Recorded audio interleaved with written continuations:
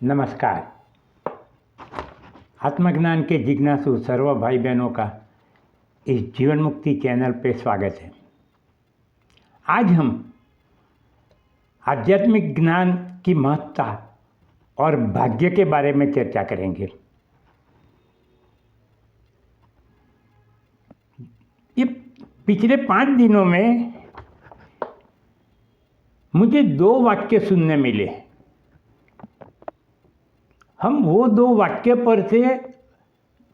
वाक्यों से ही चर्चा करेंगे। मैंने आपको पहले भी कहा है कि मैं प्रवचन नहीं करूँगा, मैं बातें करूँगा, और वो भी जो शास्त्रों में आई हुई है वही, उससे आगे पीछे कुछ भी नहीं बोलूँगा। पहला वाक्य मैंने ये सुना कि हम क्या लेके आए हैं और क्या लेके जाएंगे। बात तो सही है, हम कुछ भी लेके नहीं आए थे और कुछ भी लेके नहीं जाएंगे। मगर ये बात सही भौतिक टेंजिबल आइटम जिसको बोलते हैं वैसे के लिए है, उसके लिए है कि हम धन संपत्ति घर कार वगैरह लेके नहीं आए थे और वो लेके जाएंगे भी नहीं। मगर अधूरी सच क्यों कहा मैंने? इसीलिए कि हम अपने साथ आध्यात्मिक ज्ञान पूर्व जन्मों के हजारों जन्मों के आध्यात्मिक ज्ञान और कर्मों से बना हुआ भाग्य लेके आए हैं। इसीलिए हम सबका भाग्य अलग अलग है, हर एक की बुद्धि भी अलग अलग है। जिस प्रकार का आध्यात्मिक ज्ञान होता है उस प्रकार की उसकी श्रद्धा होती है, उस प्रकार की उसकी बुद्धि होती है। तो हम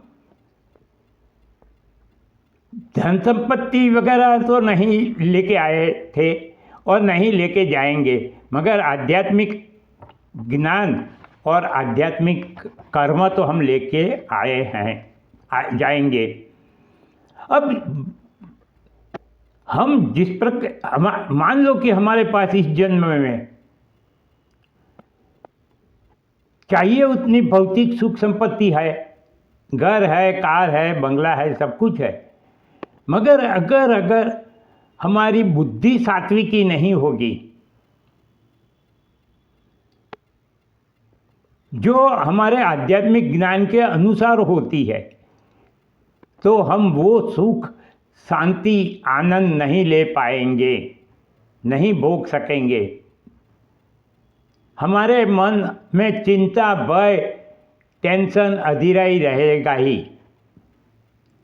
क्योंकि जो भाग्य के अनुसार हमको धन संपत्ति मिलती है वो धन संपत्ति को भोगने के लिए हमारी मनोदशा, हमारी श्रद्धा, हमारी आध्यात्मिक विचारसरणी ऐसी होनी चाहिए।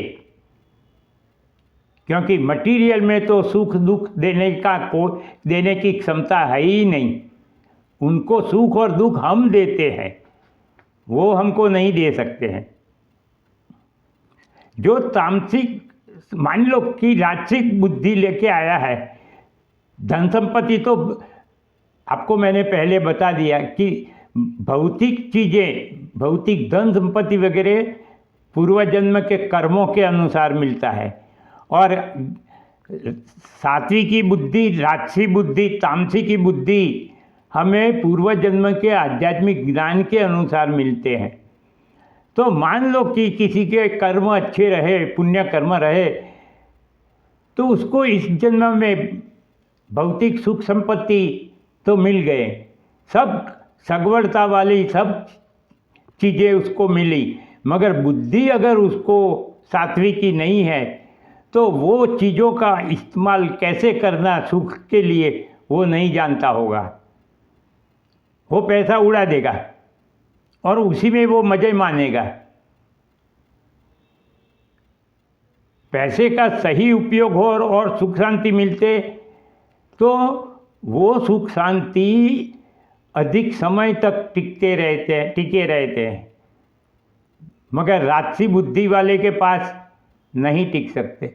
और तामसी बुद्धि वाले को तो पता ही नहीं होता कि मुझे मेरे भाग्य के अनुसार जो धन संपत्ति सुख सगवड़ मिले हैं भौतिक चीज़ों की, उसका उपयोग कैसे करना और क्यों करना है, वो तो कुछ भी नहीं जानता। वो पैसे को वैसे ही उड़ा देता है और आखिर में भिखारी बन के ही रह जाता है। मेरा कहने का मतलब ये है कि हम सिर्फ और सिर्फ भौतिक सुख संपत्ति को ही महत्व देते हैं, और हम ये भी जानते हैं कि भौतिक सुख संपत्ति अपने किए हुए कर्मों के अनुसार भाग्य कर्मों से ही रचा हुआ है, मिलता है, मगर उसको भोग सकने की क्षमता हमारे में है। Do we really know how to enjoy those amenities given to us by our luck or destiny? No, हम नहीं जानते। अगर सात्विक की बुद्धि होगी तो ही हम जानते हैं। तो हमें भौतिक संपत्ति प्राप्त करने के लिए जितने कर्म करते हैं, जितना समय निकालते हैं, उतना नहीं तो थोड़ा दिन में 15 मिनट भी आध्यात्मिक ज्ञान की प्राप्ति के लिए निकालना चाहिए। क्योंकि आध्यात्मिक ज्ञान की प्राप्ति जो होगी उसी के अनुसार आपकी बुद्धि होगी, और वो बुद्धि लेके आप अगले जन्म में जाएंगे। अगर आपको मोक्ष मिल गया आध्यात्मिक ज्ञान की प्राप्ति से तो बहुत अच्छी बात है, मगर जब तक मोक्ष नहीं मिलेगा तब तक तो जन्म लेना और मर जाना, जन्म लेना और मर जाना, ये श्रृंखला टूटने वाली नहीं है। और जो लोग पुनर्जन्म की थियरी में मानते ही नहीं है, वो तो कर्मों की थियरी में भी नहीं मानते हैं। क्योंकि अगर कर्मों की विषमता विभिन्नता नहीं होती तो हमारे हर एक मनुष्य का भाग्य अलग अलग नहीं होता, उसमें विषमता और विभिन्नता नहीं होता। तो पुनर्जन्म तो है ही। हम पुनर्जन्म के लिए भौतिक सुख संपत्ति की सब सगवड़ कर देते हैं, मगर उसको किस तरह से हम एंजॉय करेंगे, भोग सकेंगे उसको, उसके बारे में तो हम कभी सोचते ही नहीं हैं। वो भी हमें सोचना चाहिए कि अगले जन्म में हम पुण्य कर्म कमाएंगे, इस जन्म में, अगले जन्म में हमें स्वर्ग का सुख मिलेगा, तो स्वर्ग का सुख कैसे भोगा जाएगा अच्छी तरह से, वो भी तो हमको वहाँ जाके बुद्धि होनी चाहिए ना, वहाँ जाके जब जाएंगे तब। तो मेरा कहने का मतलब यही है कि हमको आध्यात्मिक ज्ञान की प्राप्ति करनी चाहिए। हर एक बात को मजाक में मत उड़ा दो। और ऐसा भी नहीं है कि सब भौतिक सुख संपत्ति की ज़रूरत नहीं है, ज़रूरत है, उसकी भी ज़रूरत है, मगर ये कहता है कि भौतिक सुख संपत्ति तो सिर्फ सब्सिडरी चीज़ है। सुख और शांति के लिए भौतिक सुख संपत्ति सब्सिडरी चीज़ है। हमारी मनोदशा कैसी है उसी पर से हम सुख शांति की व्याख्या नक्की करते हैं। अच्छा, अब दूसरा वाक्य मैंने क्या सुना पिछले 5 दिनों में, भगवान सबसे बड़े हैं। बात तो सही है, भगवान से बड़ा तो कोई नहीं है, मगर हमारा अहंकार भगवान से भी बड़ा है। हम भौतिक चीज़ों, सुख, भौतिक वस्तुओं की, भौतिक धन संपत्ति की प्राप्ति के लिए जितनी मेहनत करते हैं, जितने कर्म करते हैं, जितना दुख भोगते हैं, उतना दुख या मेहनत भोगने के लिए, भगवान की प्राप्ति के लिए हम भोगने को तैयार नहीं हैं। हमारा अहंकार इतना बढ़ जाता है कि कभी कभी तो हम हमारी निष्फलता का श्रेय, सफलता का श्रेय